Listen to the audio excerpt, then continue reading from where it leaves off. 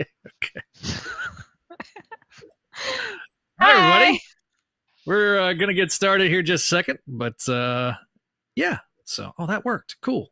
I did something different on my Twitter thing. So, and you added your Twitter on the live. I did. Please don't put your shows on my Twitter. Just the show. That wasn't that was the plan. Was only your show. We say this now, and then suddenly. Listen, if I want to put SDE, I'm just kidding. No. I'm not putting SDE on. Well, if you're on SDE, like I'll put. No. Okay. Anyway. All right, let's get started. You now have the power. Kelly finally has admin powers, and so she's utilizing them accordingly. Mad with power. She is mad with power. All right, so we're gonna get started with this episode. Hello, everybody, and welcome to the latest episode of Mine Mayday, the show all about Spider-Girl and her world. Before we get started, we got to mention our patrons at patreon.com/SpideyDude. And our sensational tier, we have Allison, Cindy, Ed, Georgia, Greg, Janelle, Jessica, Catherine, Kale, Keegar, Laura, Master Drammon, Phoenician, Scott, Vanessa, and Vicky, as well as our VIPs, Scott McGraw, Sebastian, Vinkman, and Winnipeg Webhead. Thank you guys for your support of all of our shows here on the Spidey Dude Radio Network. Shows including Books of X, the Patreon first show with myself and Neil Bogenreiter, talking about the Krakoan era of X-Men. You got the Clone Saga Chronicles, show all about the Clone Saga and the Clone Saga related characters. Spectacular Radio, the show about the Spectacular Spider-Man animated series. Amazing Spider-Man Classics is a show that with Javi and Jack Trujillo, father and son team, talking about Spider-Man from the beginning. Sal Buscema Era podcast covers the Sal Buscema era on Spectacular Spider-Man, starting from Death of Jean DeWolf all the way up until shortly before the Clone Saga. And then we got Voices from the Eerie, a Gargoyles podcast. The audio edition is available on your favorite podcasting catcher, but the video edition is available exclusively over on patreon.com/SpideyDude Network. And of course, we got this show, Mine Mayday. So thank you guys for watching. Give us a like, a share, and subscribe if you're watching us live or even after the fact. Let us know how we're doing. You can leave us an email at SpideyDudeRadioNetwork@gmail.com or MakeMineMayday@gmail.com. So without further ado, let's get started with Make Mine Mayday. Hello, Kelly. Hi. Always joined with the Miss Kelly McDaniel, the host of the program. So, how you doing, Kelly? You're still at work, I see. Or you're still at the. It's a stable internet connection. Your internet connection is better than mine. So that's true. Yeah. So, what are we covering this particular episode of the show? We are covering Spectacular Spider-Girl Digital Comics issue 9 through 11. So, so we're going to end this digital series, and then go into the Spectacular Spider-Girl mini. And then Spider-Girl the end. So we are gearing up for the end of an era, of the Spider-Girl era, and then we go into Spider-Verse era. We go from the best of times to the worst of times. Just kidding. So there has been some fun stuff we've been going on with the seemingly weekly voice chats on our Discord. So if you've not joined our Discord, the link is down in the description below. If you're watching us on YouTube, Facebook, or Twitch, I think. So those descriptions down in the description below. Click those, find us there, or you can always go to spidey-dude.com, and the Discord link is up at the top of the page. So yeah, we've been having a good time doing that. Kelly hasn't got a chance to do it yet, but it kind of reminds me of the old days with Crawl Space and Skype chats. So it's always fun. Fun or like notorious? Like what level of fun here? Okay, is it as infamous as the Crawl Space Skype chats? No. Is it as fun? I would say they're on par. Okay. In terms of the level, because even those were infamous, they were fun. So, are you also saying that because you've kind of been like the weird dad friend? Am I the weird dad? I am the weird dad friend now. Oh, mm-hmm. I am to these young whippersnappers, like Brad was to me. Oh, now I feel old. Thank you. Yeah, you're welcome. All right. So let's go into what was going. We're going to do some spider history before we get into the main bulk of the episode. So some of this is going to be rudimentary, but it's going to be kind of recapping. But if this is your first episode, hopefully this will get you kind of up to speed as to what was going on at Marvel at the time. So if you choose to get the trade of The Spectacular Spider-Girl: The Last Stand, the issues in today's episode are collected with the 4-part miniseries that will be covered in the next episode.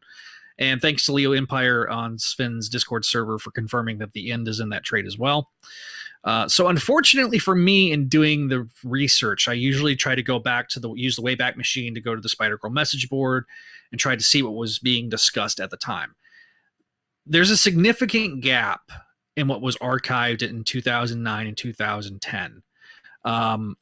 In fact, there was nothing updated on the front page other than a call to try to save Spectacular Spider-Girl. But by the time I get to like the snapshot, it's December of 2010, and we know that Anya's title was being published at that point, which was kind of a very demoralizing moment for the fandom. And I'll be doing a bit of, like I mentioned, a recapping here, since this is the end of like one era that we're covering and getting you into the mindset of what was going on at the time. And as we mentioned several episodes ago, Spider-Man's publishing history was forever changed with the Brand New Day era.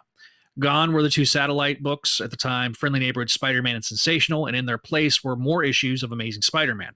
And this would be the case until today. We usually get 2 issues of ASM a month. Now they've since released other satellite books like Spectacular and Friendly Neighborhood. They've brought back different ones over the years, but for the most part, it's been, at least 2 issues of ASM. This required a few things at the time. However, a large rotating cast of writers and artists and inventory stories that were used to buy time in publishing. More stories were brought to help make sure the trains would run on time, and in the interest of getting them out, you'd see things like Spider-Man Extra or the Spidey Summer Special or things along that line. So for the 3 years of the Brand New Day era, Anthology series would be published with regularity, and this was certainly the case here. So we are in that portion of the Spider-Man publishing history where we're starting to see the wind down of the Brand New Day era.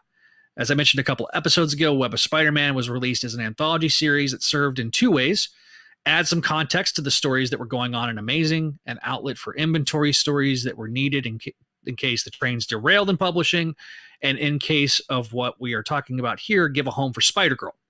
Luckily, outside of a skip week for in terms of the publishing, the Brand New Day's trains ran on time, for better or worse. Webb's intent on publishing side stories would focus on specific characters in a lead story, like while Spectacular Spider-Girl would be one of the 2 backup stories. Specific characters and lead stories were like undergoing some slight tweaks to the existing Rogues Gallery to help prepare them for the them appearing in Amazing, or explain why that they were looking different or had changed. This was known as the Gauntlet, kind of a carbon copy of how in story Bane broke down Batman by releasing all his rogues in the city. The intent in the storyline was to wear Spider-Man down, building to this crescendo of final acts of the Brand New Day era, Grim Hunt.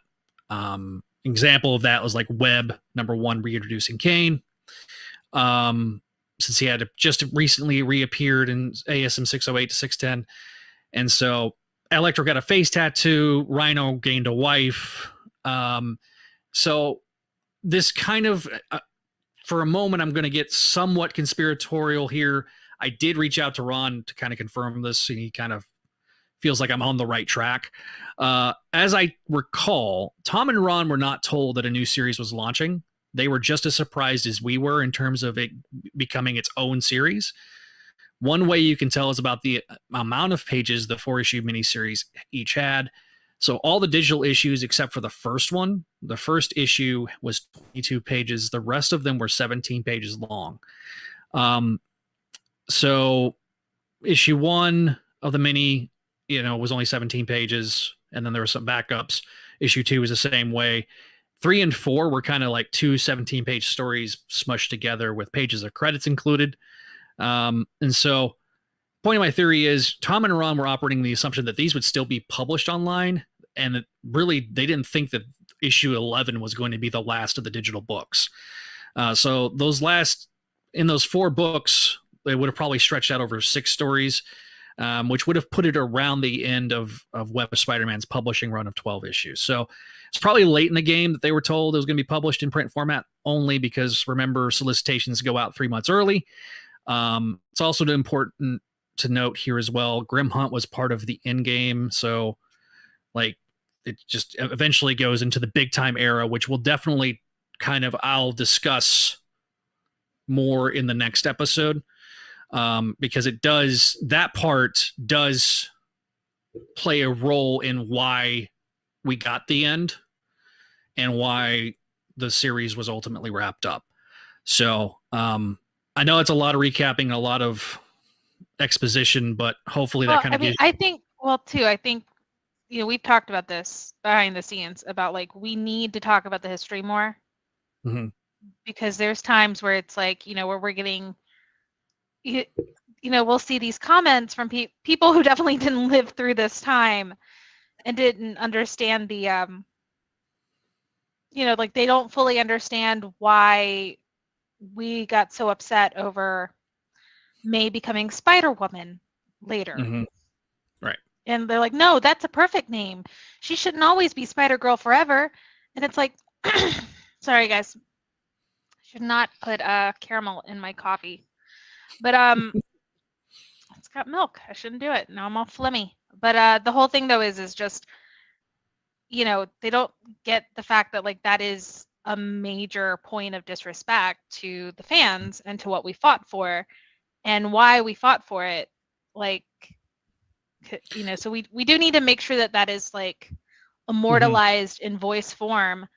So that way maybe somebody will have a record of it later when they're going through and they're reading alongside us. Like there's a lot of people that do that, and they started reading maybe a couple of years ago and found the character, and then they kept continued on. And so it's one of those things, like you say, we have to, context is key. And Quesada, I distinctly remember him being asked in 2010 about Spider-Girl. And he, privately and publicly said, look, I love Spider-Girl. But as we get to the end of this era in the digital publishing, there was a very noticeable shift. Uh-huh. And so the fact that it didn't continue and they kind of had these stories that they had been building up and then they just stopped publishing it. I mean, it's very odd and strange. And if you go back and read like Web of Spider-Man at the time, you could have fit Spider-Girl into those issues. But they also changed the story structure a little bit halfway through. And so the original intent was to do, like I say, these stories where you have the lead character and then move on, but then they kind of became multi-part weird stories later on. It's very strange. And it, like the whole thing, I think, turned on its head, and Spider-Girl kind of got pushed out because it just didn't fit anymore with Web of Spider-Man. I mean, yes, but also I think that there was, just because there were so many changes going on within Marvel at that time because of the merger, I still think that a large part of that was we need to start clean. What are our titles that, because what are your flagship titles? Mm-hmm. Spider-Girl was not a flagship title. No. So. And of course they had already bought the stories. Yeah. So they need, it became, okay, now we need to at least publish them somewhere. And as Web of Spider-Man was starting to wrap up, it didn't make any sense anymore. So it was just kind of a perfect storm is what bottom lines. It really was. Like, I mean, it was, add in the economy at the time and everything going on. And then of course, just kind of what really did feel like you said, it was a shift in where they wanted Spider-Man to be. And that meant all of the titles regardless. And when I talk about big time next episode, it was very much a seismic shift, the most significant shift since the beginning of Brand New Day, just because the tone of the Brand New Day era was very inconsistent, because of the rotating cast of writers, and it just tonally, it was very up and down. And some great writers, I don't think they ever got a true fair shake. Guys like Mark Waid were writing Spider-Man at the time, and they were just part of the cog and the machine. And same thing with Roger Stern. I mean, Roger Stern came in for a few issues during that period of time too, and it was just nobody. You couldn't keep up the momentum is the bottom line. And so, with that, let's start. So I'm doing the first two rundowns. Kelly's going to do the last rundown. So I'm going to do the rundown. Kelly's going to give her review, and then I'll give my review of each issue. We'll just do it like we've normally done it. We're not going to combine the rundowns. So, no. All right. Why would you even bring that up? No, I just it's not happening ever, Zach. We're not doing it. Yeah. Yes, ma'am. So, yes. Spectacular Spider-Girl number 9, published online on January 13th of 2010, republished in Web of Spider-Man number 5, cover date of April 2010, released on February 17th, 2010. The title of this particular issue is called Choosing Sides, and our issue begins with a bang, literally.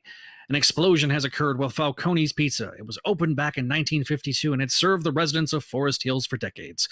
Owned by a former crime boss named Don Rigolotto, he was murdered and eventually became the property of one Wilson Fisk, a.k.a. the Kingpin. Upon the death of the Kingpin, Black Tarantula became the owner, and therefore it became a target. At 2:35 in the morning, it was no more. 2 hours later, we have our favorite Detective Drasco on the scene, informing Ruiz of what was going on at this, quote, ungodly hour. The reason, Peter Parker, our favorite CSI, has determined that the alleged explosive is connected with 3 other bombings and therefore the gang war. Later that morning, we have our heroine, Mine Mayday Parker, hanging upside down in an attempt to stretch out her injured ankle. She's about to hit the showers, pondering what she needs to do with Black Tarantula, because despite the fact that he is a criminal, he has always been there for Spider-Girl. She knows that she owes him, and she wonders if she'll be forced to choose sides. After her shower, she comes downstairs to find our favorite anti-hero? Clone? Hybrid person? It's April. April is uber hyped. She's not an anti-hero at this point. Yeah, that's true. I mean, she's just a clone. She's a brat. April is uber hyped to get involved because she's decided that she's going to read the newspaper and therefore that she just needs to be involved. May reminds her that they promised that they wouldn't be involved with this gang war.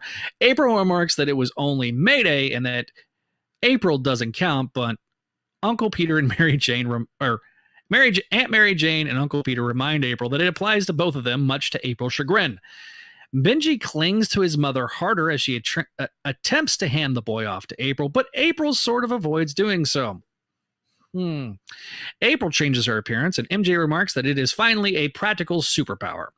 May questions April if she's avoiding Benji, and April just quickly dismisses it, trying to figure out a way around their parents' wishes. Meanwhile, Man Mountain Marco, the Maggia's resident lieutenant, is informing the new boss, Don Silvio, a.k.a. Silverback, about the beefed-up security to prevent surprise visits, because Black Tarantula had a recent surprise visit recently. Silvio dismisses this as he wants to meet Black Tarantula again and crush him like a bowling ball in his hands. Marco remarks that the cops are getting, quote, hinky, which Silvio dismisses because he has a high-placed source. He's concerned with wild cards, like Spider-Girl. At Midtown High, Davida and Courtney are waiting to speak about the latest happenings going on in Midtown, and April makes an excuse to bail because she's not a big fan of Mayday's friends. The gossip that they want to talk about is Wes may have discovered the true identity of Spider-Girl. Dun, dun, dun. Across town at the Le Grand Excelsior, Fabian, a.k.a. Black Tarantula, Anya, aka Aranya, and Chesbro have a conversation. Chesbro informs Fabian of the losses that they're having, adding up to $1 million a day in resources. Anya tries to convince Fabian that maybe they should just, save money by stop being criminals. Black Tarantula tells her that to look at the big picture, that an occasional gang war is part of their natural order of things, the cleansing of the dead wood and allowing for new blood to form. Anya reminds him of the collateral damage, like his precious Spider-Girl. Speaking of Spider-Girl, May finds April and Jean Thompson talking and looks for an excuse to come between them, since she knows how Jean is. She comes over and mentions Simone to Jean, asking if he's checked in on her, and grabs April. April is perturbed, and of course they bump into Wes, who makes May run away as she doesn't want to talk about it right now, it being whatever he wants to talk about. She's not really running away as much as just she's avoiding it all. That's true. That's a better way of saying it. She didn't just straight up run. She politely pushed April and her away. An awkward bit ensues between Wes and April, and they leave separately. April is tired of, quote, acting like a teen and being a teen, and she wants to do something. She transforms and leaves school, swinging away only to find two groups in a gunfight together. One side thinks that April's on their side, and she rudely informs them of otherwise. As she's about to leave some scars on the face of a perpetrator, police show up, and she takes her leave. They think it's Spider-Girl at first, which annoys April, and she wonders why they mistake her for Spider-Girl. But Man Mountain Marco is there on the roof and kind of tells her that maybe it's the webs. He also wonders what her angle is and offers her a job. Back at school, we see Mayday's internal struggle about where April is, about what she's going to do with Wes, and etc. When a neighboring student whispers about a shootout not far from there, May knows that she can't stay on the sidelines any longer while innocent lives are at stake. She's going to have to break a promise to her mother because she's figured out the only way that makes sense, and unfortunately, it's going to be risky. Later, we see the Midtown South Precinct. Ruiz is talking with Drasko about the events from earlier, that an unsub dressed as Spider-Girl was involved, but it wasn't Spider-Girl. She requests an update when she walks into her office, remarking that she doesn't need a mask in this great gang war. Mayday is there and she wants to help, only for Ruiz to pull her gun on her and tell her that it'd be hard to do from a cell since she's under arrest. To be continued. Kelly, your thoughts on this particular issue? As I should have been prepared, but instead I was defending some artwork in this issue. But yeah, so honestly, I think my main thing there we go. All right, so one, I want to note in this issue, like my major thing I think we really need to note in this issue is as May is kind of doing her morning stretches and like a light morning workout on the ceiling, it looked like. When she goes to grab her shampoo, it is the Suave. I've heard Suave juice, but it's Suave Apple Shine shampoo. But it says naturals on it. But like it was, I remember this like Suave juicy. It was like Juicy Apple Shine or something. So I remember that, and then of course immediately thought of was, oh god, her poor hair, because that was like $1 shampoo back when you could buy $1 shampoo. Yeah. It's not great for your hair, as I was like religiously into like the herbal essences pomegranate one, which is not much better, literally same stuff, just $7. It was bad. Don't put cheap stuff on your hair. It strips it. It's gross. Pretty sure that there was a like, oh, is that what happened? No. I used to use Pantene. I used to use Pantene. Oh, well, that explains it. Pantene sucks. Yeah. So that's probably why. Yeah. So, but I just want to make sure, because the apple shampoo is going to be very important in the next 2 issues. Like, just trust me on this. It is. It's going to be very important. So. And actually, because of that shampoo, it's why all my Spider-Girl costumes get sprayed down in the DKNY Be Delicious, like the apple perfume. Because of this right here. So I'm that much of a nerd, and I just wanted to point that out because, like I said, it is very important in the next 2 issues. And then of course, I really do love that like Benji Spider Sense is still warning him about April here. At least like that's the way I've always kind of taken it. It's kind of like he's getting like baby spider sense, like he knows something's off, but obviously he's a baby, so he doesn't know what. So, but yeah, no, really. In his history with symbiotes, Oh yeah, no, yeah. I mean, I feel. I also thought it was really weird considering everything with symbiotes and Mary Jane, that Mary Jane was like, yes, finally a practical superpower. When April changes, and I'm like, really? Like, but you know what her DNA is, right? Like, right. I'm sure she's trying to make light of a messed up situation, but still, I was like, that. Spider Slinger, you're not the only one. I felt the same way. At first, when I remember when I very first read and saw Don Silvio, I thought it was Silvermane. I didn't realize it was a new character. So yeah, you're not.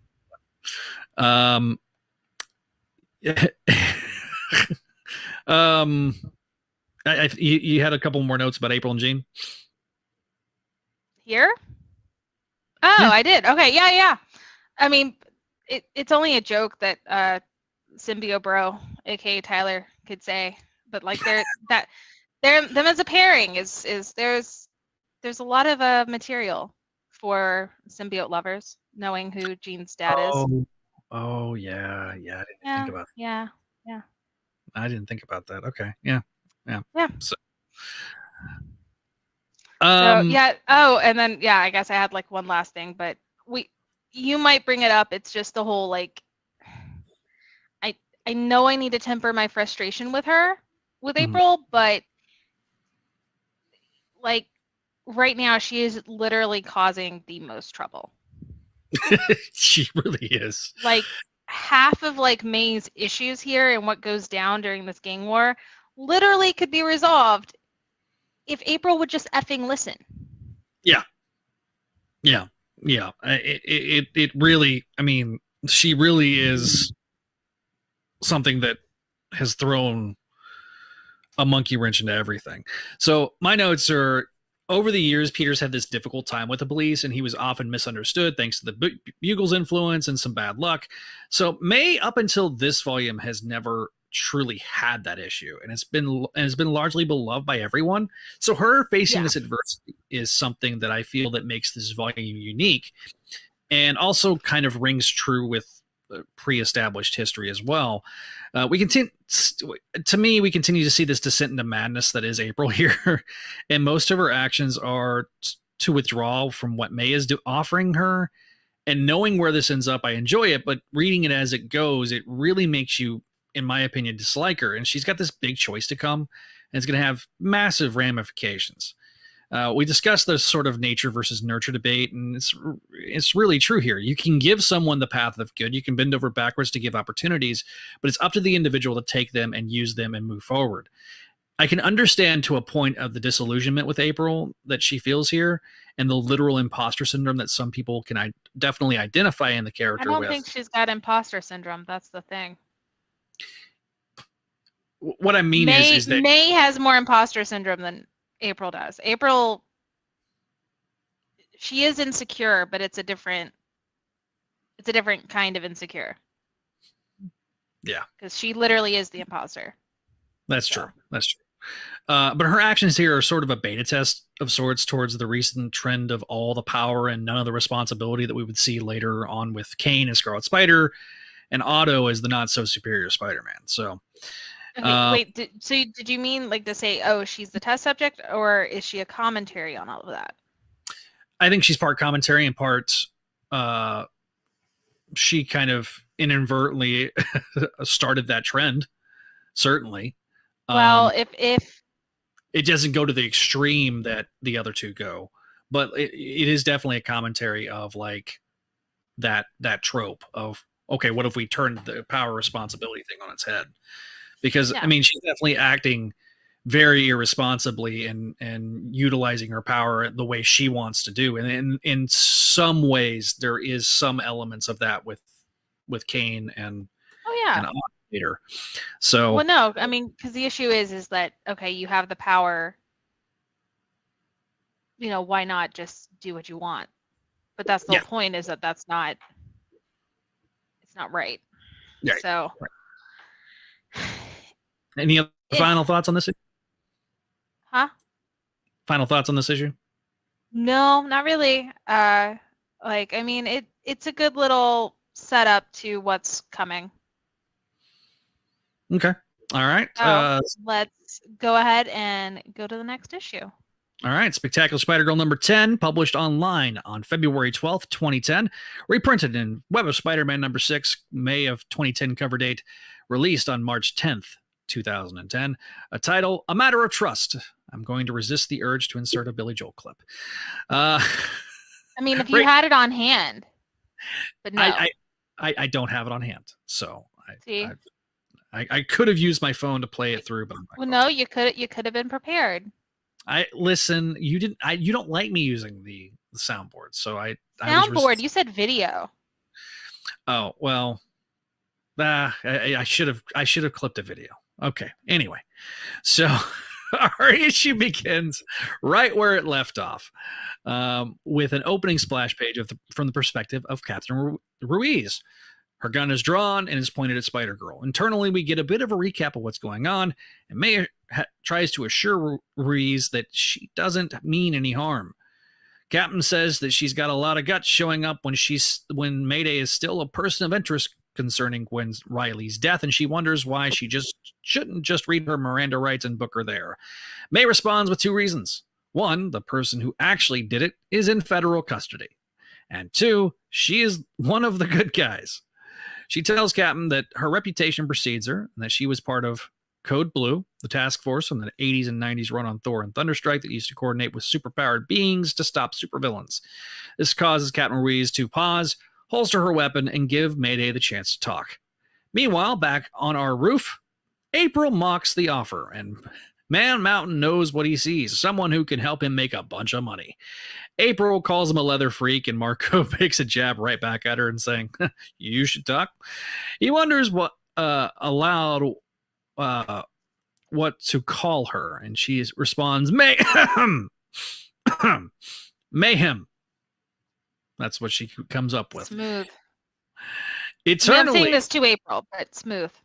Yeah, right? Smooth. Yeah. Internally, she informs the reader who she really is, April Parker, but she's the, quote, real Mayday, but don't listen to Mayday because Mayday's wrong. Mayhem informs him that she doesn't want money, but Marco says that everyone wants something, and that she figures it out to call him, and he leaves a business card, which amuses me. Meanwhile, we got Chesbro doing his best to be a CPA impression and wonders aloud if they need to get a government bailout. This is timely. Also informing Black Tarantula of the fact that someone dressed as Spider-Girl attacked. Anya wonders if it's the clone or Spider-Girl, as she rightfully says they don't know which one is which, or Black Tarantula says he doesn't know which one's which. Anya wonders if they smell blood in the water and that she's aligned with Silverback.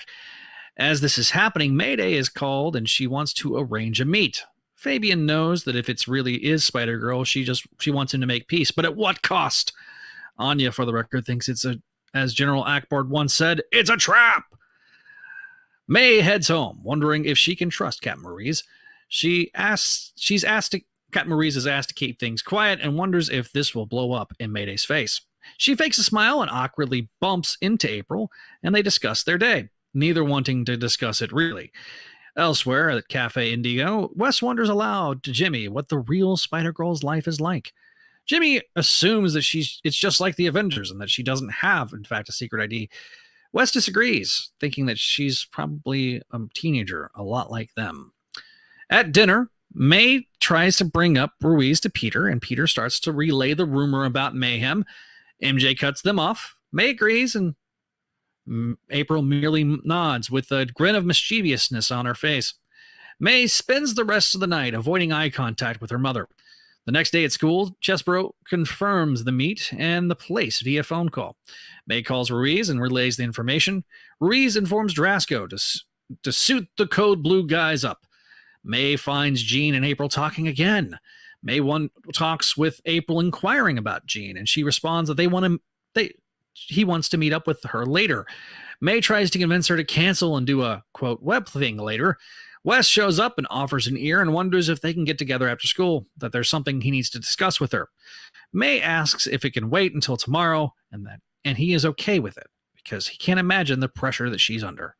Drasko has informed Don Silvio what's going on, and Don sends his best assassination team to get to Black Tarantula and Spider-Girl.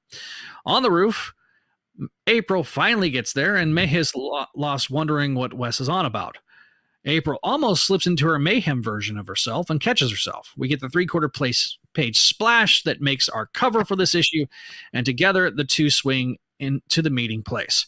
She's updating April of her plan, and April just wants to, she's just like, why don't we just go kick ass? Like, why are we doing this? May's plan is to have April shine the Spider-Girl or the Spider Signal to tell Ruiz when to show up, and April is annoyed. Meanwhile, Ruiz and Drasko are set up and are ready to go. May comes in, and her spider sense is buzzing like crazy. May assumes that he didn't come alone. Fabian shows up and informs her of the police presence blocks away, and May says that he should talk, assuming that the goons that they're surrounded by are his. Fabian feels betrayed because these are not, in fact, his guys. May thought that she could solve this. They defend themselves while May tries to get April's attention. April's on the phone and talking with Jean. Black Tarantula is disappointed in her, thinking that they had a bond. She implores him to listen, and that he might have in the past, but feeling betrayed, he leaves, but not before he booms his way out. Leaves an explosion for his getaway. This gets April's attention, and she gets Ruiz to show up via spider signal.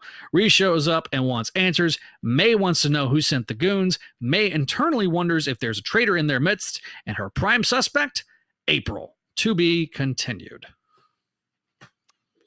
All right, Kelly. Yeah. So,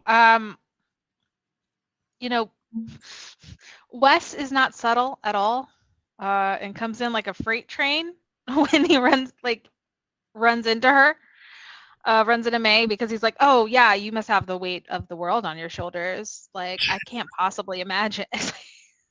Bro. We love him for this, but subtlety is not his strong suit, at all. We needed more Wes. I feel like us rereading this and realizing how close we are to the end, and it's like, oh man, we didn't get enough time with his character, because he is very much like jump out the window and figure the plan out, like.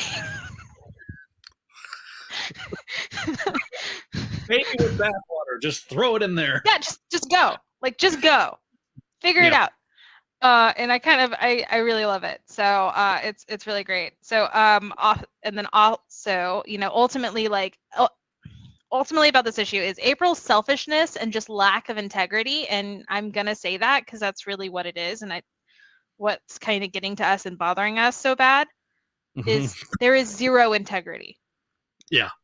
She does not care, and at this point, you cannot sit there and just say that it's because she's naive or she doesn't know better. No, not at this point. I realize too, this is only days after, or a week after the last story, tops. But that's kind of the situation at hand, is that she is not. She does know, she is aware. Yeah. She has given, things to show she knows right from wrong. She knows what she should do and shouldn't do. She does listen. The issue is that she refuses to take any sort of credence to it or heed. She refuses. She refuses to listen to people who want to help her, and is actively just going after the quick and easy fix. And that's the thing that really, I don't know, it's like I said, it's bugging me. I've been nice enough when it comes to talking about her, but I wrote, gloves are off as we near the end because we will discuss her redemption when she redeems herself, but her selfishness in this issue once again could have put May in serious danger. And also, like, May, you're going to put May in danger because you want to text Jean?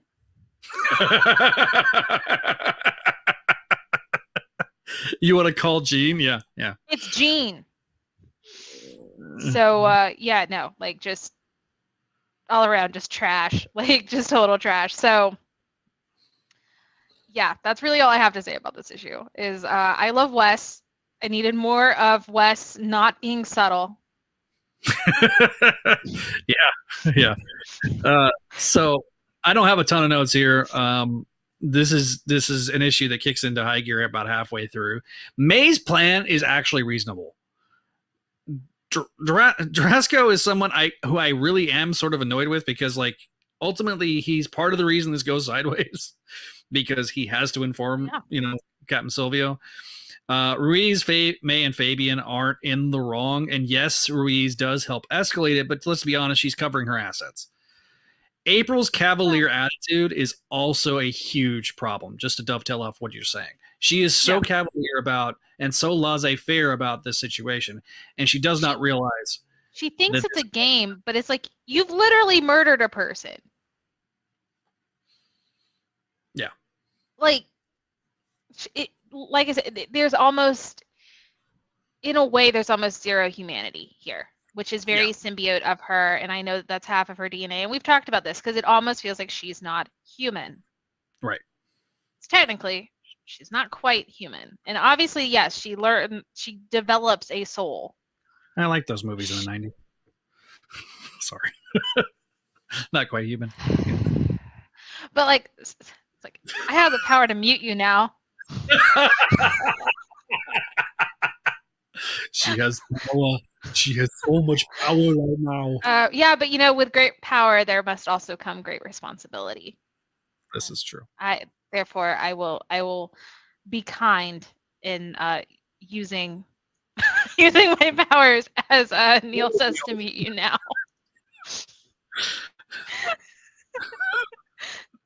But yeah, so so, like, the whole thing though is she's not human right now. It's very clear. Like, this is not, and that's kind of the way it feels too. It's like she feels very like she's trying to be a what she thinks teenagers are supposed to be. Like, she watched all the raunchy comedies. Like, she watched American Pie one night and, like, now thinks she needs a date. Like, we'll see in the next issue that I say there's a where Jean asks her to the batting cages to literally just go to the batting cages, and she goes, like, flirtily, oh, is that a euphemism? Which then made me think, like, how would that be a euphemism? But I mean, he does say hitting, like, like hitting the batting cages, so I guess, I don't know. But, like, the fact that Jean just goes, could be, is the funniest thing. And it's like done a throw, like, it's just like you just see it in passing. But that's kind of my thing, is like, it really feels like, especially with, like, how hard she goes, like, into this, like, make out session with Wes earlier, how she's constantly, like, this boy crazy character, which she can legitimately be boy crazy, that's fine. But it's the fact that, like,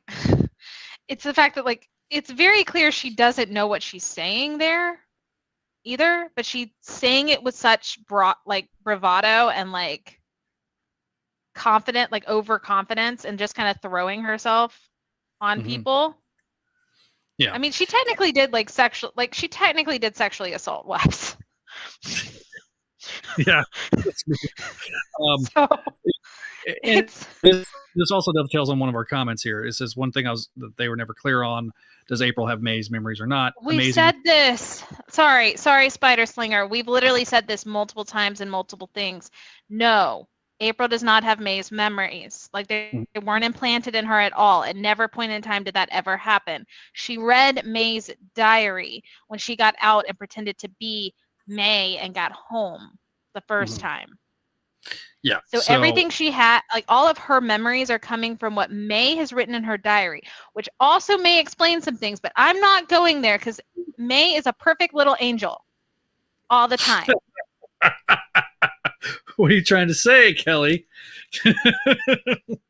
Oh boy. That teenage girls will be teenage girls in the privacy of their journal. Listen, I have no idea how that works, so you're gonna have to speak for What? You don't know how being a teenager works? I know how being a teenage boy works, but not being a teenage girl. So you didn't have like private thoughts? I did have private thoughts, but I don't know if they're the same type of private thoughts for girls as well as boys. I don't know how this works. I'm a dude. It's a wonder I got married twice. Okay, let's just be real. That's fair. Oh, she just discovered the podcast last week. Oh, okay. No, it's okay.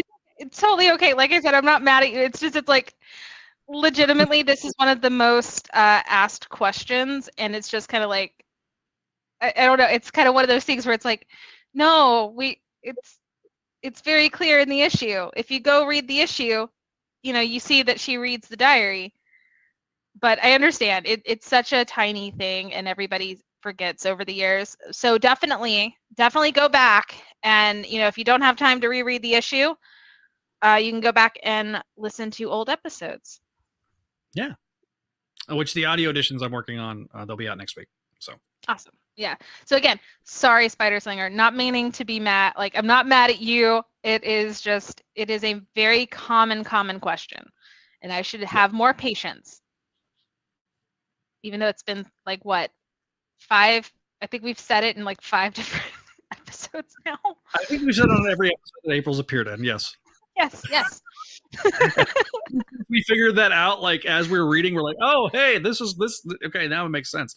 Well, and it wasn't even. No, I always knew that. Like I always knew that. I'm an old man. I mean, as hinted well, by well, that's what I'm saying. Is like when people don't like, we're rereading it fresh, and it's things get muddled. And like I said, we're not always perfect, even us. Like I said, I could be far more patient because I am not a patient person. I should have uploaded an image of Wildcard, by the way. I'll have to do that next time. I should have uploaded an image of Wildcard for next. Oh yeah, yeah, we do. We do need to talk about Wildcard. I have a nickname for him. And Instagram told me it violated. I forgot about that. Yeah. Oh boy. You know what I wrote? But okay, so what I wrote today when I was hyping the episode up, hyping the recording up, was we'll also talk about Wildcard, this pompous prick, and I say that with love. Apparently, pompous prick is dude, what is really it with upsetting. What is it with you in Facebook and oh no, it's being a woman and saying anything negative whatsoever in metaverse. Like you think I'm kidding, but like people have done studies on this. If you are a female and you say anything negative, you get in trouble, even though I have literally seen very nasty things being said by men towards women, and they don't violate guidelines. Like in detail, things that they want to do, including like SA and K. But that doesn't violate guidelines. But me saying pompous prick as a joke, like in a jokey manner, even though I'm not wrong, we'll talk about it. Especially if it's an amazing awful character. Yeah, basically. I say it with love, but the ego on this man, just again, it's apparently I'm not allowed to say anything negative whatsoever about Wildcard according to the internet. Damn it, internet. All right, moving on. Let's talk. Speaking of wildcard. Yeah, speaking of wildcard. Yay, which is exactly why I needed. This is why I picked this. This is why I was like, I'm taking this issue because, like I say, I will say negative things about wildcard, but I do really love wildcard. I really enjoy his just stupid character, and you'll find out why later in the mini. But all right. So, Spectacular Spider-Girl issue 11. Info published online on March 17th, 2010. It was reprinted in Web of Spider-Man number 7, June 2010, released April 14th, 2010. So it is 13 years old. And the title is Here Comes Wildcard. And like I said, I had to take Wildcard. So we start with this new character, Wildcard, immediately giving his battle call, Here Comes Wildcard, as he's throwing tricked out playing cards. This whole look is like someone raided a costume store on their way to a Vegas 1930s mob party. And we're talking gold pinstriped zoot suit with a red long brim fedora and a red overcoat, and a gold cane that could easily double as a baton. The trick to the trick cards he's throwing on these unsuspecting goons is tear gas, green tear gas. We get more of a close-up on his face as Wildcard lands a safe distance away from the tear gas, and we see that his face is a mask. And it looks more like the Jack on a deck of playing cards. Like hair, the wig is like hair and all. It looks like Jack off a deck of playing cards. And with the way Wildcard talks with an obvious voice changer that's a little robo-sounding, it looks like from the font, which also, like, side note, I get like, Fester from Mighty Morphin Power Rangers? You know how he talks? That's Yes. The way I think the voice changer sounds. Just like slightly robotic. Like, if Fester got turned into a Cyberman. Yeah. Yeah. I know that's weird. It's just what I hear in my head. So now you guys can hear it too. Anyway, we get the impression that this guy is a bit, just a bit full of himself and kind of cocky, shrewd, entrepreneurial kind of guy. Like he would be a crypto bro in today's society. And anyway, at least, Wildcard can back up his overconfidence with the fact that he's easily taking out these goons left and right. As Wildcard then uses some darts because someone raided a billiards hall. I wonder who we know that likes to play pool. Gotta go way, way back for that. That's true. Especially with access to, like I said, green tear gas. Probably no one. We probably don't know who this is. This is definitely a new character. Yeah, definitely. It's not a familiar character at all. Yeah. Anyway, as Wildcard is taking these goons down with all of his billiard tricks, we see Mountain Man Marco talking to Nunzio about maybe they should offer this creepy weirdo a job as the wrong MMM, because I start calling Mountain Man Marco MMM, and I'm like, the bad one, the wrong one. We're the good guys.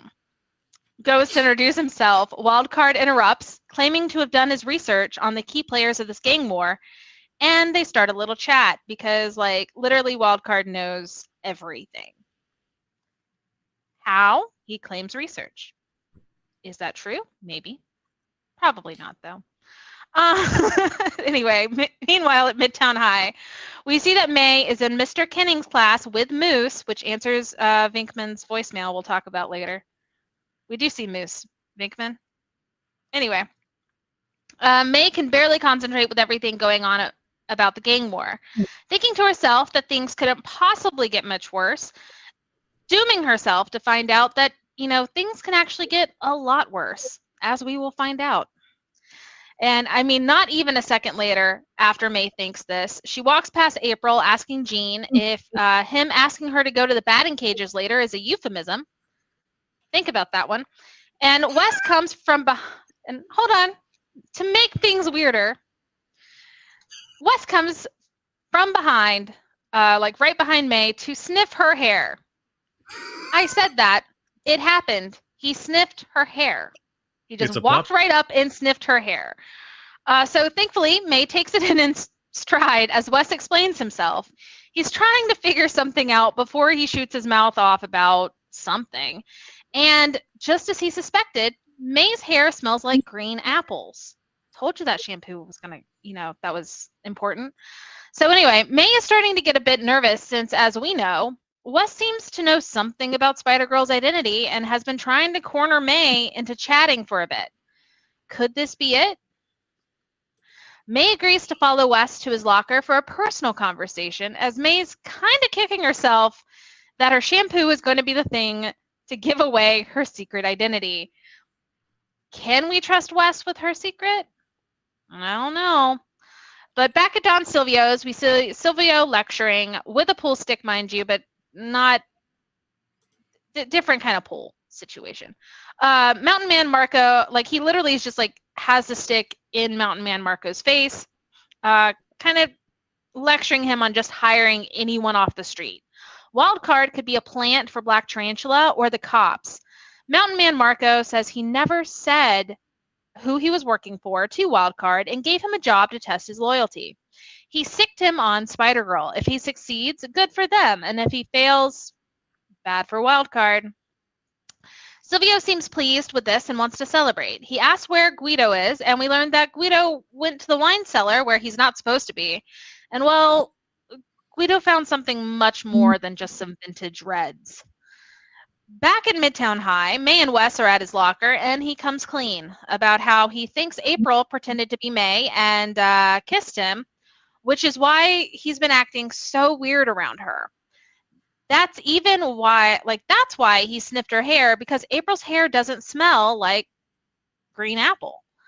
May is obviously shocked and furious at April. As Wes apologizes, May is already walking away to talk to April, telling Wes that he's been a perfect gentleman and a good friend. Which, as May walks away, we get a peek into Wes' Spider-Girl covered locker, and he talks to himself. If May only knew. And I wrote, just side note, Wes is kind of a weirdo. We love Wes. Wes is great, but I like I said, I think he's just a spontaneous trip kind of guy. He jumps first and then figures it all out later. There is no planning. There is no thoughts in his head, and that's okay. But he is a bit of a weirdo. I want to. Huh?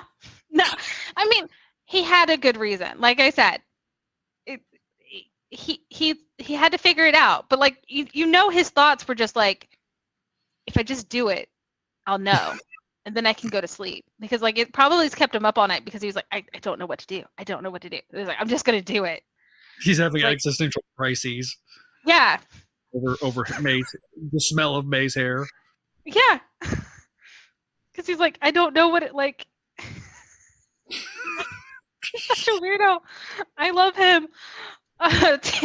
Anyway, at the LeGrand in the Excelsior Ballroom, Black Tarantula and Rania spar off in a friendly fencing match as Chesbro reads the newspaper. Anya wants Fabian to go home, hiding her fear of losing him, I'm guessing, under her matter-of-fact statement that Silvio currently has the upper hand. But Black Tarantula uses her lecturing to help him disarm her and pins Anya to the wall, as Fabian tells her to never underestimate the Black Tarantula, and that he already knows Silverback's greatest fear. As May grabs her things from her locker and heads up the school stairs to the roof, she mulls over her hesitation on letting someone in, letting someone know her secret. She wishes she could confide in April, but considering how April's been conducting herself lately, probably not the best idea, even though she does need to talk to April about the West thing. May gets into her spider suit and goes out to stretch her legs a bit. She swings, spins, and just has a little fun time on the rooftops as she lets loose. Talking to herself about how she's forgotten how much she loves being Spider-Girl between the constant fighting and danger. It's cut a little short. Sadly, her spider sense goes off, cutting her much-needed fun short, and a slew of playing cards come flying her way. At first, May scoffs. Who is this now? The old maid? Go Fisher? But before she can quit some more card-related pun names, the cards explode into green tear gas, as we saw earlier. The tear gas caught her mid-swing, so she tries to slow down and come in for an emergency landing, which an emergency landing it is as Spider-Girl goes crashing down. Wildcard then patronizes Spider-Girl, bringing up her father, which normally May would brush that off, say, you don't know if Spider-Man's her father or not. But considering how pompous Wildcard sounds, Spider-Girl is just going to come in kicking, which, side note, I brought up Finster. That's where I brought up the first Finster in my notes. So anyway, he sounds like let's be fair. He sounds like Finster from Mighty Morphin Power Rangers. Can't tell me otherwise. That's far better than what I thought he sounded like. But I'm just gonna keep that. Wait, to myself. what do you think he sounded like? Julia Child? Robotic No. Julia Child. Okay. No. The physicist, Stephen Hawking, his voice, his computer That's voice. Not fun. I know. Like, I mean, at least like the guy that like was the Julia Childs in the Star Wars Christmas special. I have never seen the Christmas special, so I know. Watch it now. I gotta subject you to torture now. So anyway. Is it on Disney Plus? No. Oh, I'm surprised. I'll send you a link. Okay. But anyway, so Wildcard somewhat apologizes for striking a nerve with Spider-Girl and advises that he only wants to stop Spider-Girl from interfering in the gang war. And he's going to beat her into a bloody coma if he has to. At the batting cages, Jean practices his swing as April gets very annoyed. This is not what she was thinking when she thought she'd get some alone time with Jean, Jean brings up May and starts asking about who May is seeing, making April even more tense and riled up because this is supposed to be like their date, right? April gets so worked up by Jean's overinflated ego that she takes the bat and hits the ball so hard she collapses the pitching machine and leaves Jean confused because he has the emotional capabilities of sidewalk chalk. And April leaves him fuming because she's still under May's shadow. Mm-hmm. Back with May. Huh? Patreon exclusive. Kelly forces Zach to watch the Star Wars holiday special. Actually, maybe. That may be. Maybe. Kelly forces Zach to watch the Star Wars holiday special. Only on patreon.com/Spidey Network. There you go. Okay. Anyway, so back with May and Wildcard. Wildcard has thrown his flashcards. He called them flashcards, not me. Yeah. They're playing cards that, cause extreme flashes of light. Get it? Get it? It's so funny. All right, so he's trying. I wrote he's such a try-hard butt. Sorry. Anyway, and he even knows these things can cause some partial blindness in polarized lenses, like Spider-Girl has in her mask. How does he even know that, though?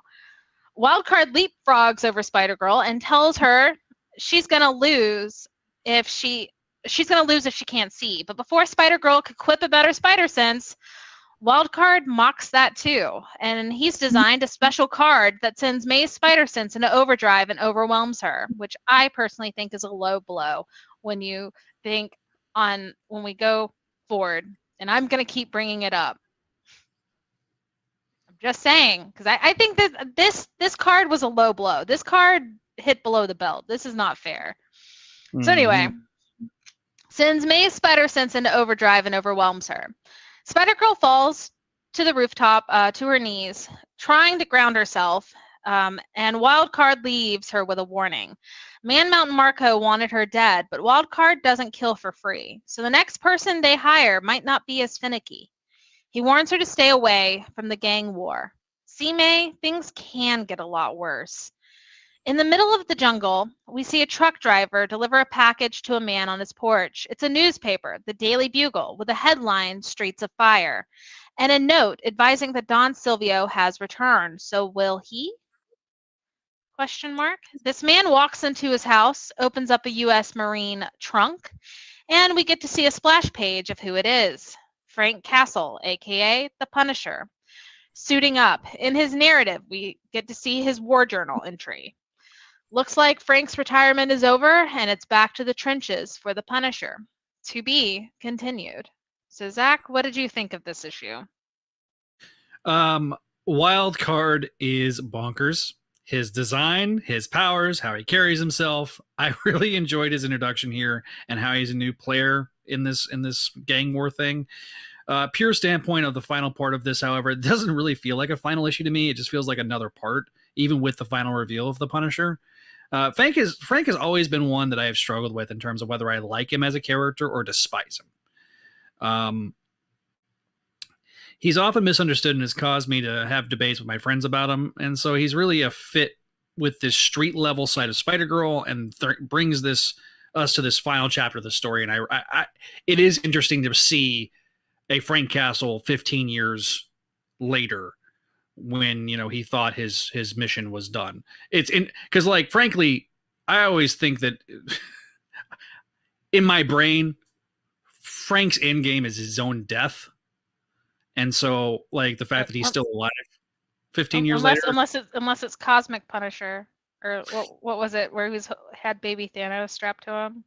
Was that comic? The Cosmic Punisher or Frankencastle, or I don't know. But I mean, just to show people visually the look of Wild Card. I mean, this is bonkers. Let me take this banner down. Like, this is bonkers. Anything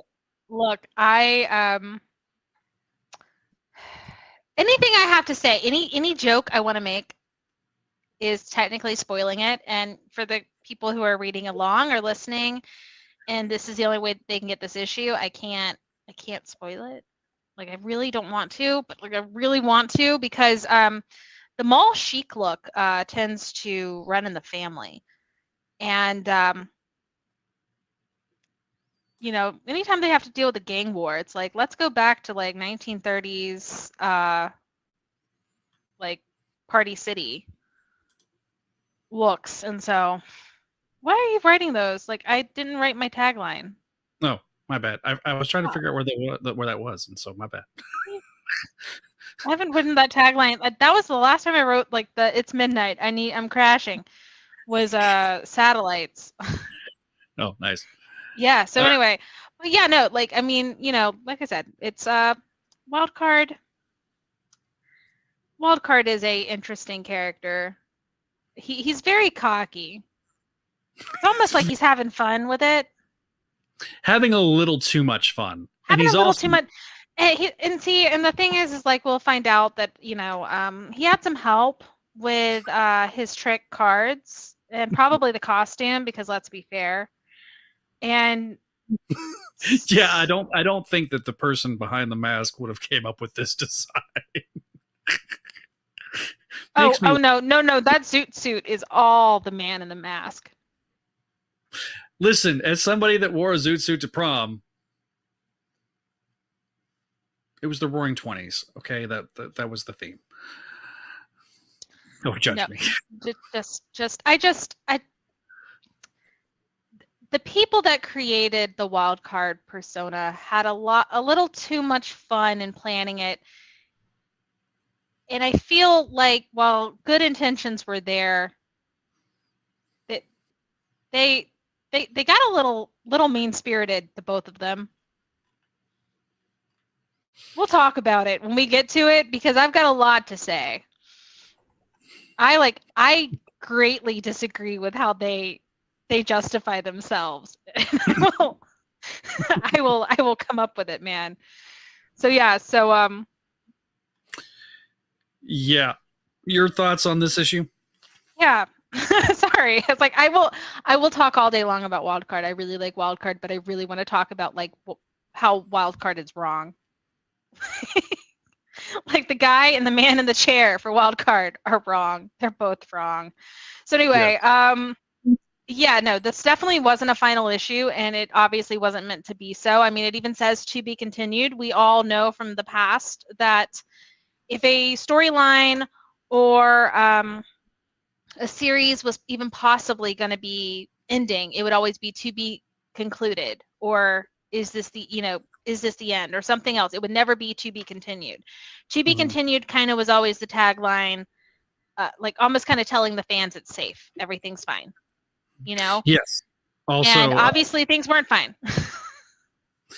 Yes, and I looked it up because I did compare the what it says in Spider-Girl digital and with Web of Spider-Man, and even in the digital version of Web of Spider-Man, it says to be continued in Spectacular Spider-Girl #1 on sale in May. Yeah, so it did say that in the printed version, but it did not say that in the digital format, which it's still sitting there. It's just saying to be continued, and it just that's it for the digital comics. But yeah, Wildcard is, as I said, I love Wildcard, but they are so pompous, so overly confident. They look absolutely ridiculous, and everything I have to say or speculate about it on, I can't say until our next episode because I don't want to spoil who's behind the mask and who's behind the weapons. As much as while rereading this, I just want to scream about how much they are total dorks. I just want to call them dorks. They are big, giant dorks. But I will save that rant for next time. Punisher coming in gives the similar setup and vibes that Hobgoblin did at the end of like towards the end of Spider-Girl, like as we set up Hobgoblin as the big bad in the original Spider-Girl series. This is very much like when he suited up. What was it, 90? Was it issues 91 or 92? No, like 95. 90, it was in the 90s. Yeah, 95. I think 95. Yeah. Because it was showing where she was getting, where like he's getting his suit back on to be the Hobgoblin. This is very reminiscent of that to me. Like down to the splash page kind of deal. So I liked, like, even if it wasn't intentional, I liked that dichotomy. Right? That's the right word for it, right? Yes. I think yes, so. That is Anyway, correct. where it's like, because it's a duality, and it does kind of give this a final feeling. It's almost like once more with feeling like it's final, even if that wasn't necessarily intentional. But yeah, so as we know, Castle isn't on anyone's side, good or bad, just his side and the way he feels people should be punished. This being Silverback and anyone who gets in his way to getting the Silverback. Fabian knew exactly who to get, but again, with Castle's brand of justice, things are about to get worse. A lot worse. So that's all I have to say. Yep. Okay. It's about to get bad. And then we add April into the mix. It's about to get dark. Oh God. Yeah, it's gonna get. Yeah, but not like overtly dark. It's just dark for MC2. I'll say. Well, I mean, MC2 can get pretty dark. It just wasn't like overtly. It's dark stuff felt more realistic. Because let's be fair, real life can get pretty dark, but this is true. It's not always MCU filter where you can't see anything ever. So, pivoting from there, from our reviews, we do not have any emails, but if you want to leave us an email, you can always leave us an email at makemymayday@gmail.com or SpideyDudeRadioNetwork@gmail.com. Let us know how we're doing. If you're listening to us on the audio edition, leave a review and on your favorite podcasting catcher, and I will track it down and I will read it. We will read it together on air. But we do have a voicemail line, 818-925-6631. The voicemail line is for the entire Spidey Dude Radio Network. So be sure to, if you leave a voicemail, let us know what show you're calling about and state your name, and we will play it on the respective shows. Just like this one, we got a voicemail today. Yay! You're so happy. You're very happy. I am so happy. All right, here we go. Hello, Kelly and Zach. This is Venkman, just dropping a line to ask a quick fan canon question that I'd like to put to you guys. Other than a few background appearances here and there for the rest of Spectacular, we don't see a whole lot of Moose, Mansfield, or his cousin Donna. it seems like as soon as like April was introduced towards the back half of Amazing Spider-Girl, their subplots just kind of fell to the wayside. You know, the question that I'm going to put out to not just you, but to everyone is, how would you wrap up their subplots? You know, ultimately, what happened with Moose's dad? Did Moose ever come around towards his, you know, anger towards Spider-Girl? And, you know, whatever happened to Donna? That's about it. Looking forward to your answers. And until next time, or until Zach's soundboard finally craps out, make Mine Mayday. How dare you insult the soundboard? Anyway. No, always insult the soundboard. And as they said, geez, whoever left that voicemail sounds like a total dork. No, so it is interesting that you bring that up. I mean, obviously he's in the background, but he's definitely not as much of a featured player. I do agree with that. I would like to think that it got settled a little bit, like because of the amount of times that Spider-Girl and Moose interact outside of, like, you know, May and Moose. I would think that there would probably have been another interaction, and, you know, maybe that they could have had a productive conversation. Because I'm sure that Mayday would have been like, look, I understand you're upset with me. I understand you're mad at me, but, like, I had to do what I had to do. And hopefully his father pulls through. But I don't think we ever find out, do we? I don't believe we do, but obviously we will check in because it could be something we both forgot. It might be something tiny. Mm-hmm. But no, like, we really don't see a whole lot of anybody after April comes crashing in, because May's focus is now solely on April, you know. Mm-hmm. And yeah, we see Davida, we see Courtney, like, May is desperately trying, but yeah, we don't really see Donna and Moose. Obviously we saw him drawn today in her class. Mm-hmm. So he was there. So he's still there. He's still hanging around. Ultimately, I think it's, you know, just him as a character. He's dealing with his dad's, he's dealing with all of his dad's stuff. Mm-hmm. So I don't necessarily think he would be majorly present in school either. And, you know, sure, I would really love to see, like, you know, something where he comes back around to loving Spider-Girl and they get a heart-to-heart, but I just don't think that that's necessarily something that would make a little sense without, like, way farther down the line. Yeah. You know, it would, unfortunately, I think the only direction that you could conceivably go, not the only, but like the most obvious would be if he figured out that May is Spider-Girl.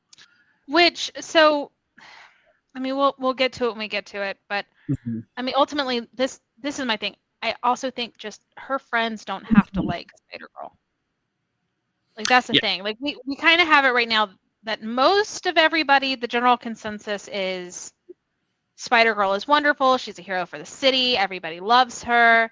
You know, and obviously that's kind of a play on the fact that, like, Spider-Man never really had that, thanks to, you know, the newspapers. And, you know, it's a little bit different in the Daily Bugle now, but I think that's kind of, it's not like I like it or I prefer Moose to be hateful towards her, because I don't, but I think that creates like, it just feels realistic. Like, he's putting all of his anger about what's going on with his dad, like, and all that blame on Spider-Girl. And of course he doesn't realize that it's May. And and that's kind of my thing. I don't see, you know, like you said earlier, like, I just don't see him forgiving Spider-Girl until he knows who's behind the mask, because right now that mask is basically like, it's like an internet persona. Well, it's very it doesn't feel it almost doesn't feel human to him, if that makes sense. So that's something he can just throw all of his hate at and get that out. And that's kind of my thing, is I just don't see that changing. Mm-hmm. And I guess it's more like, I think that we should be okay with that being okay, if that makes sense. Mm-hmm. But I do think, like, with Courtney being a very smart cookie, something to change there. I don't know. Like, it's not like I haven't, like, not thought about it. It's just more of like their storyline is kind of not the main focus. So, like, I hope his dad pulls through and everything's okay. Like, I mean, I would like that, but at the same time, depending on how, if the story was continued, it would be dependent on what's going on. Like, it also could add more drama and it could tell a story with a lot of heart if his dad didn't pull through. And we had to go through that, How do you support a friend who is very angry towards you, even if it's not like someone he knows, like towards you? And like, how do you handle grief? Mm-hmm. Obviously, like we learn in Spider-Verse that was handled inappropriately and wrongly. But you know what I mean? Like, if we were to correct that, that would be a good little duality.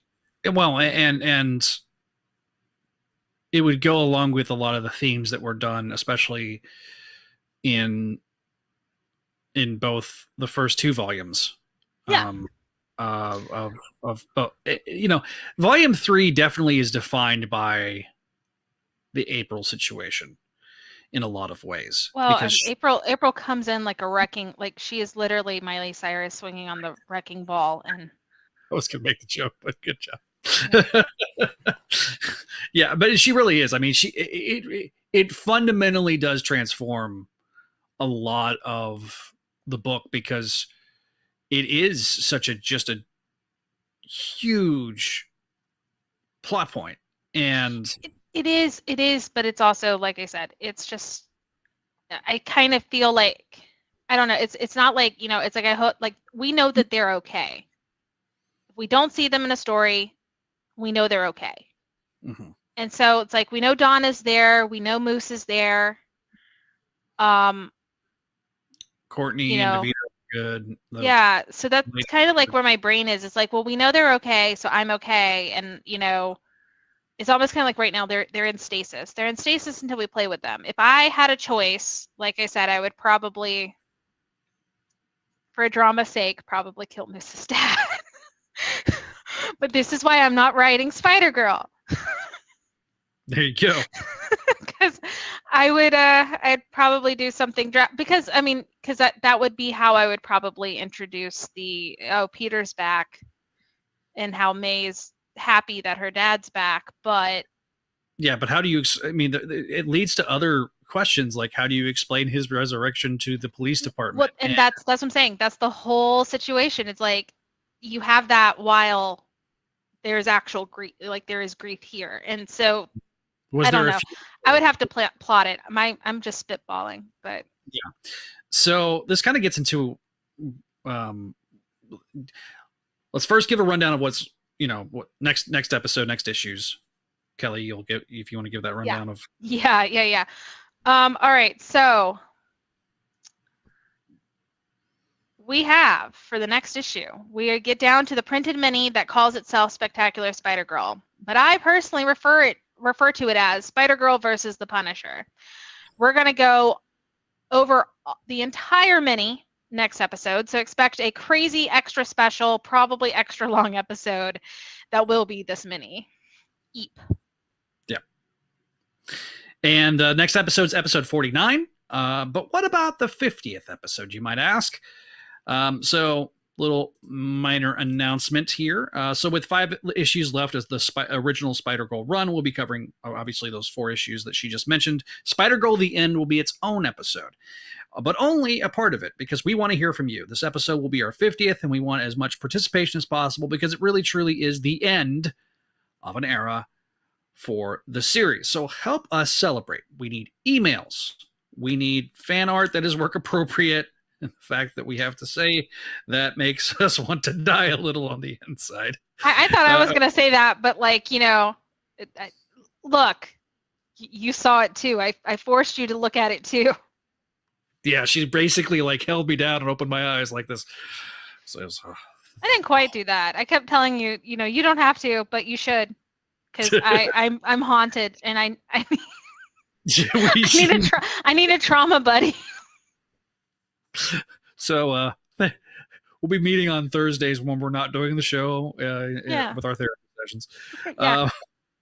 BetterHelp, the unofficial sponsor of this podcast. No, BetterHelp sucks. I know, it's a joke. Thank God I did. I almost paid for that, by the way. Anyway. No. Did you see the Illuminati's like deep dive on it? Like, oh my God. No, I didn't see that. I'll send you the link. You know me. I like documentary Twitter or documentary YouTube. So. Yeah. So I knew that there was like a massive data breach and like. Yeah, but there's also a lot of the therapists were not necessarily like they weren't vetted appropriately. Yeah, like it got so bad. Like there was one show that was one of their sponsors. Yeah. And a lot of people still have BetterHelp. Like that's kind of why like everything really quickly shut down on that was up. It's because there was too much scandal. So anyway. Yeah. They like one of my favorite podcasts is Genius Bar. It's a Apple podcast because I am an Apple sheep, and that was one of their sponsors, and they actually stopped using them as a sponsor because of the data breaches. It was like the first domino for them. So nevertheless, you want to say the last bit because I got off track. Yeah, no, it's fine. Like Zach said, we need we want emails, we want voicemails, we want like if you want to give us tiny fan fictions, I guess that would be okay, but like it needs to be really tiny. So I would personally say no, not this episode. But fan art, just things you want to share. Give us your favorite, like tell us your favorite things about Spider-Girl and about what I consider like the OG run, which is everything up to Spider-Girl the end. Like tell us like what your favorite moments of the show have been, since this is kind of like our major it's more than halfway, but it's kind of like our major halfway point. We're going into another era that has it's a almost 10-year break, isn't it? Like over 10 years. Yeah. Yeah. So like, I mean, we're going into like, we'll be in an entirely new decade when we start on Spider-Verse, which is not Marvel's finest. So we need everything, that you guys can share, and that way we can chat about the end of Spider-Girl as we close this chapter and move into a new era for Make Mine Mayday. So we definitely want like to hear from you guys and talk to you guys and have kind of a big celebration that we've made it to Spider-Girl the end. And obviously things won't be over. We'll still have a ton of Mayday appearances left. It is not the last that we see of our girl, but it's the last time she leads a book on her own. Yeah. So steals every scene in ensemble stuff though. Yes. So if you're following along like on the audio editions, I have season 1, season 2, and etc. This will be the new season. Like we'll end this season of Spider-Girl with the end, and then we'll start the new season on the audio side.